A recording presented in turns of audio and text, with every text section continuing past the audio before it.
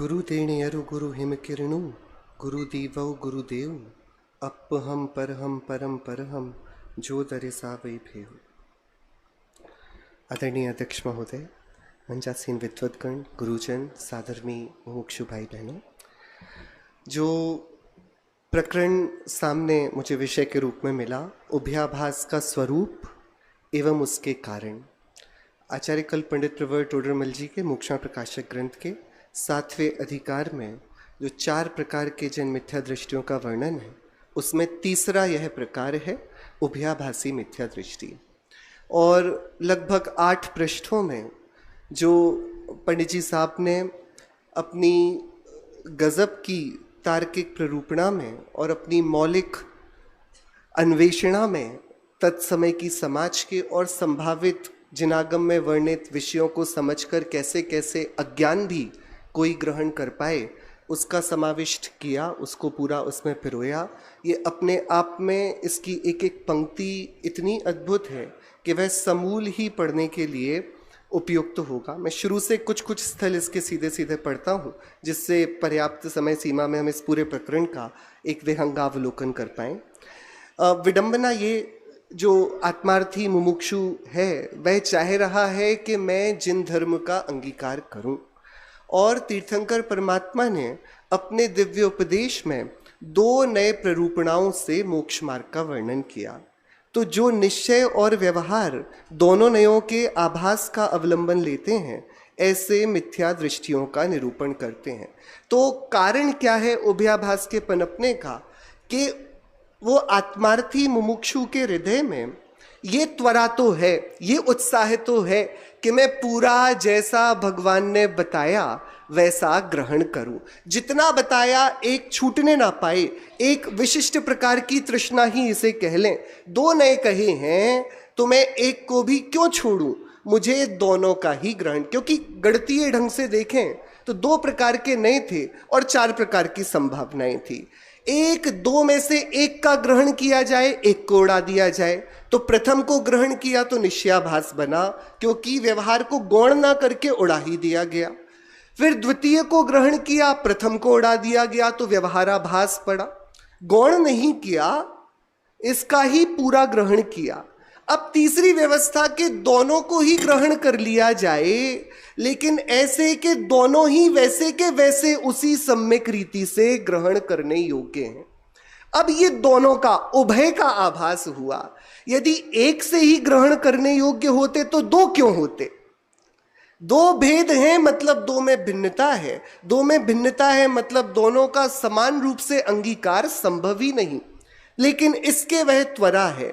तो जो जीव ऐसा मानते हैं कि जिन मत में निश्चय व्यवहार दोनों ने कहे हैं, पृष्ठ 248, इसलिए हमें उन दोनों का अंगीकार करना चाहिए, ऐसा विचार कर जैसे केवल निश्चयाभास के अवलंबियों का कथन किया था वैसे तो निश्चय का अंगीकार करते हैं, और जैसे केवल व्यवहाराभास के अवलंबियों का कथन किया था वैसे व्यवहार का अंगीकार करते हैं।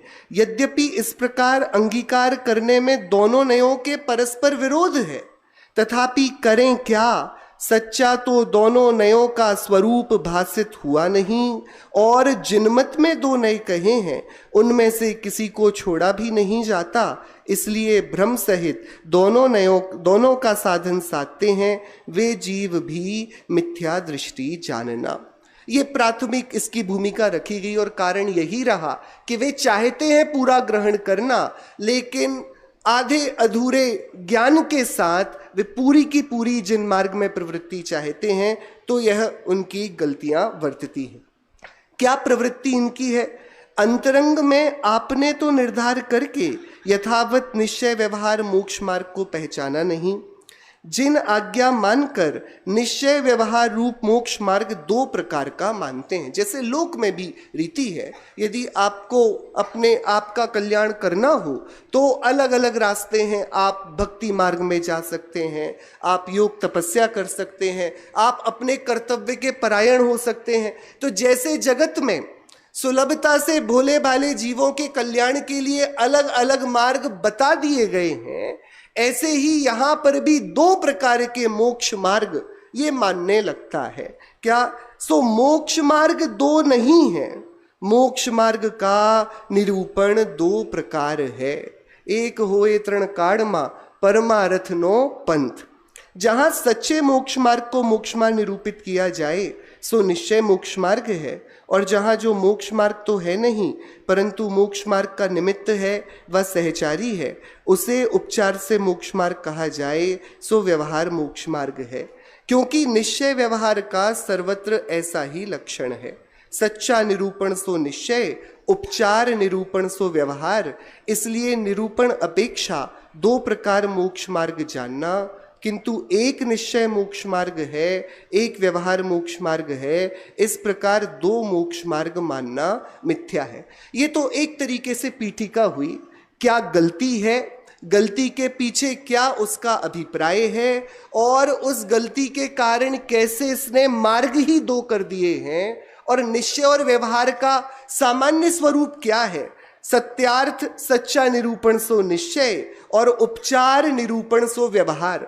इस तरीके से शुरू के 3 पैराग्राफ में सामान्य रीति से ओभयाभासी का क्या स्वरूप, क्या प्रवृत्ति है, ये पंडित जी साहब ने हमें बता दिया। अब वे यहां से आकर एक एक भूल जो प्राथमिकता में सुनने पर ऐसी लगती है कि इसमें क्या गलत है, सही तो है, लेकिन फिर उसका वे ऑपरेशन करते और हमें खोल खोल कर बताते हैं कि नहीं, ऐसा मानने में भी जिन मत के संदर्भ में यह सम्यक पना नहीं पाएगा, यह भी श्रद्धान का अभिप्राय का दोष माना जाएगा। तो वे उस बात को अब शुरू कर रहे हैं।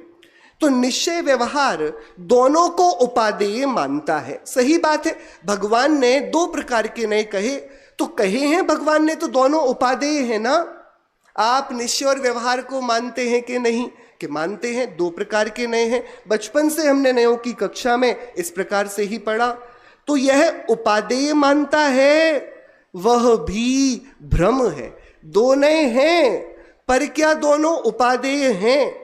क्योंकि निश्चय व्यवहार का स्वरूप तो परस्पर विरोध सहित है। कारण के समय सार में ऐसा कहा, व्यवहारो भूदत्थो भूदत्तो देसी ऊण सुदृढ़। व्यवहार अभूतार्थ है, सत्य स्वरूप का निरूपण नहीं करता, किसी अपेक्षा से उपचार से अन्यथा निरूपण करता है, तथा शुद्ध नय जो निश्चय है वह भूतार्थ है और जैसा वस्तु का स्वरूप है वैसा निरूपण करता है।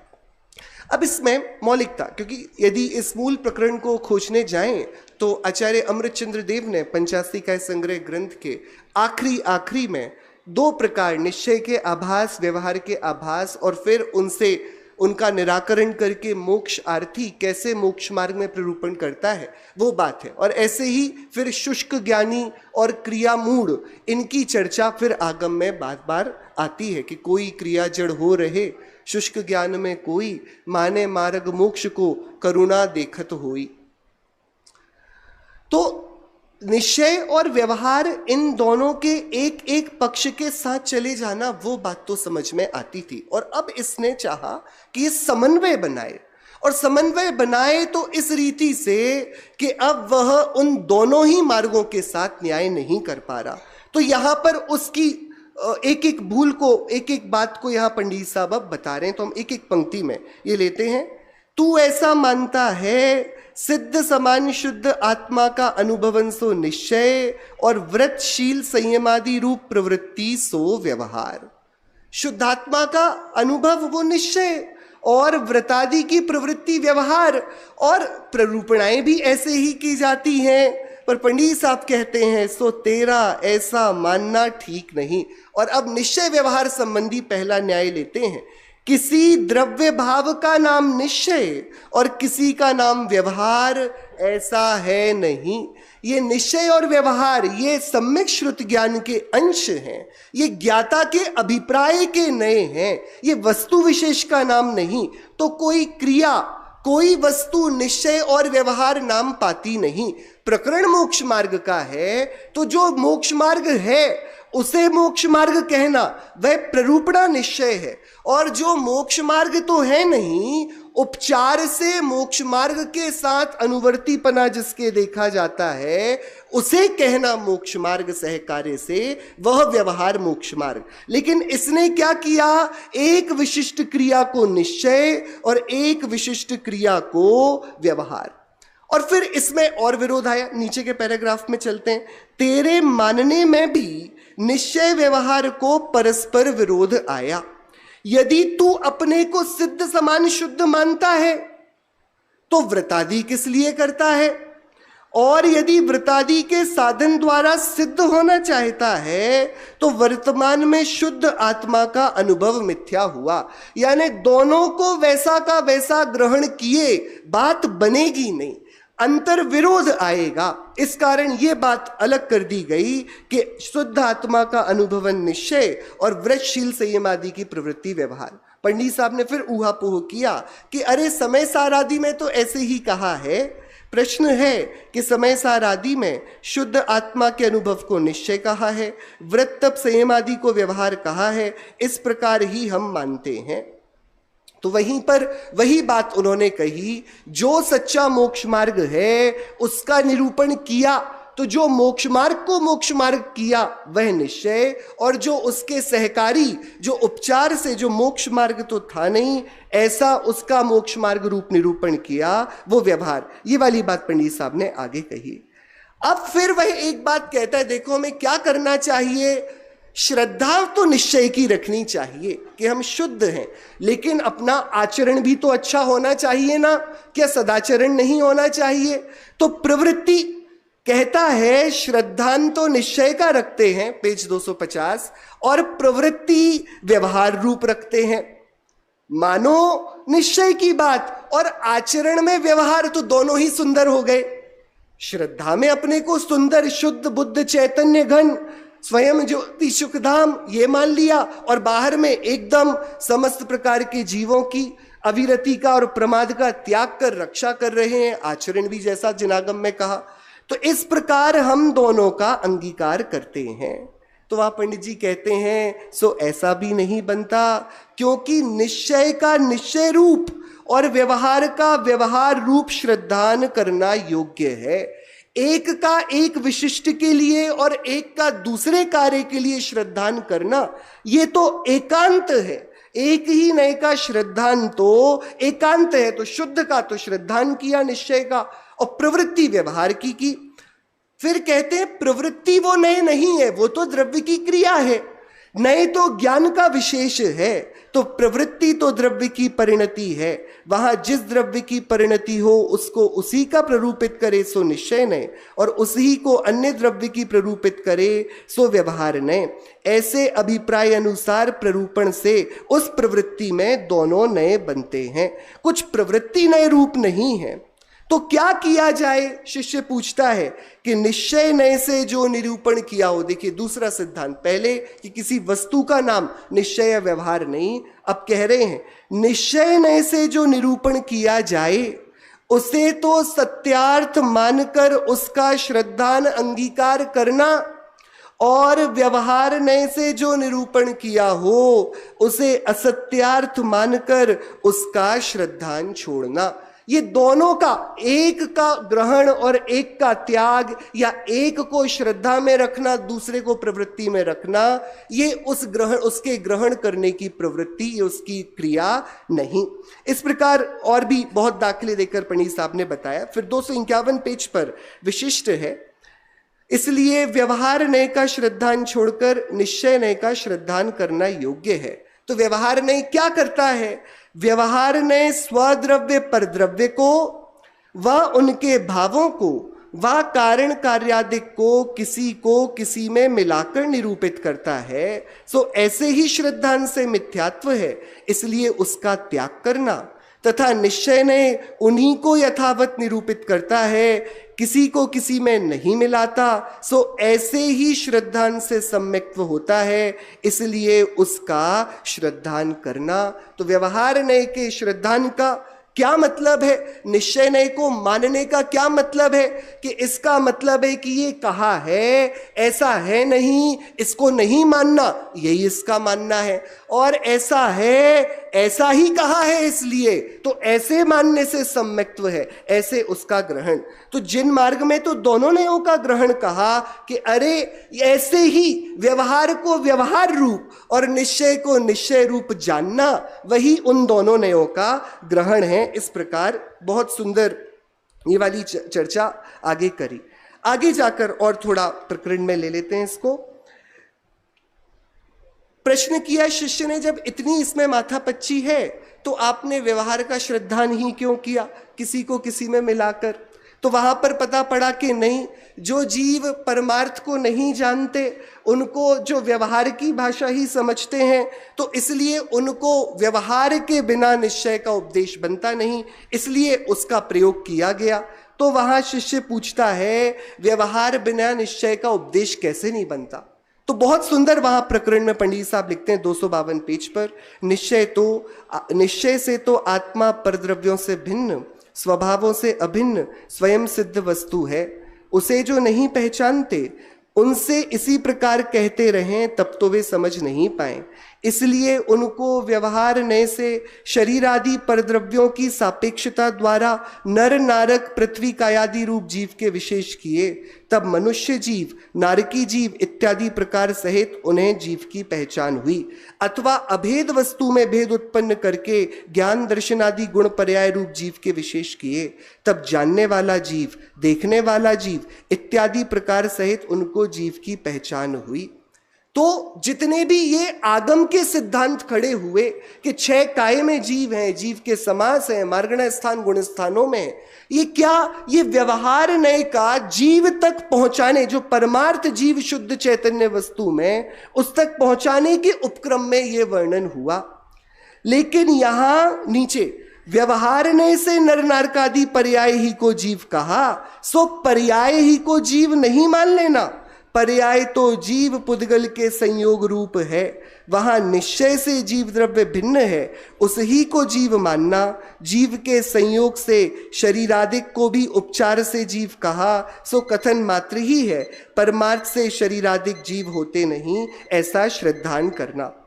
इसके बाद बस एक 255 पेज पर आखिरी में 253 पेज पर ही,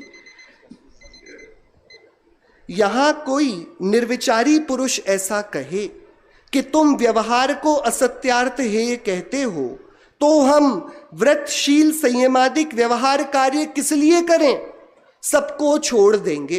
तो देखिए वो पुरानी वाली बात अभी भी फंसी हुई है। प्रवृत्ति का नाम तो व्यवहार नहीं था, लेकिन ये कहता है व्यवहार हेय है तो हम सब छोड़ देते हैं सत्क्रिया। तो पंडित साहब ने विशेषण लगाया, कौन पूछ रहा है? ये निर्विचारी पुरुष। ये विचारवान पुरुष का तो ऐसा कुतर्क हो नहीं सकता। उससे कहते हैं कुछ व्रतशील संयमादि का नाम व्यवहार नहीं, इनको मोक्ष मार्ग मानना व्यवहार है, उसे छोड़ दे और ऐसा श्रद्धान कर कि इनको तो बाह्य सहकारी जानकर उपचार से मोक्ष मार्ग कहा है, यह तो परद्रव्याश्रित है, सच्चा मोक्ष मार्ग वीतराग भाव है, स्वद्रव्याश्रित है। और इस पर पंडित साहब ने फिर आगे और तर्क देकर और प्रश्नोत्तर किए कि भाई ये नहीं करेगा तो बता क्या करेगा, और वह विषयादिक की प्रवृत्ति से फिर कैसे भला होगा। तो इस रीति से ये ऊंची क्रिया छोड़कर छद्म में आना, ये तो जिनागम में तो ऊपर बनने की परिपाटी है।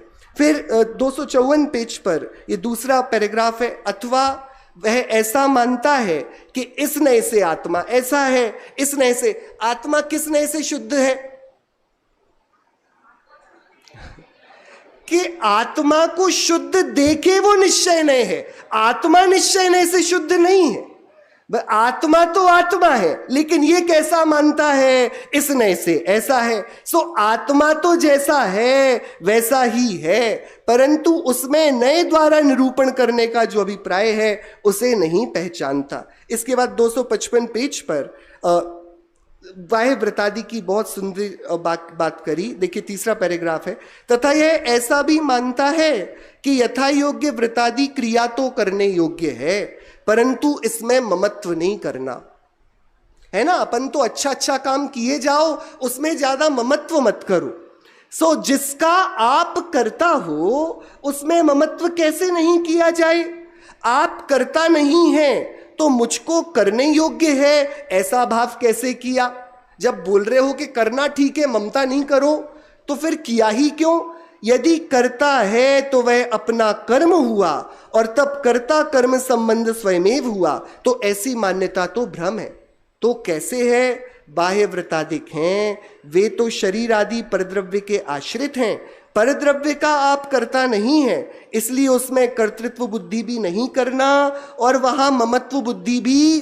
तो देह की जड़ की क्रिया का कर्तृत्व तो है नहीं, तो वहां उनकी क्रिया भी नहीं और ममता भी नहीं। तथा वृतादिक में ग्रहण त्याग रूप जो अपना शुभोपयोग हो वह अपने आश्रित है, उसका आप करता है, इसलिए उसमें कर्तृत्व बुद्धि भी मानना और वहां ममत्व भी मानना करना। परंतु इस शुभोपयोग को बंध का ही कारण जानना, मोक्ष का कारण नहीं जानना। किया जा रहा है तो किया तो जा रहा है स्वयं के द्वारा उपयोग रूप परिणाम, लेकिन वह बंध का ही कारण है। इस प्रकार किया। आखिरी का एक और स्थल जो बार बार गुरुदेव श्री भी इस प्रश्न को उठाते थे, तो यहां कोई ऐसा माने, 256 का बस पैराग्राफ की पंक्ति पढ़कर पूरा करते हैं। कोई ऐसा माने कि शुभोपयोग है सो शुद्धोपयोग का कारण है। सो जैसे अशुभोपयोग छूटकर शुभोपयोग होता है, वैसे शुभोपयोग छूटकर शुद्धोपयोग होता है।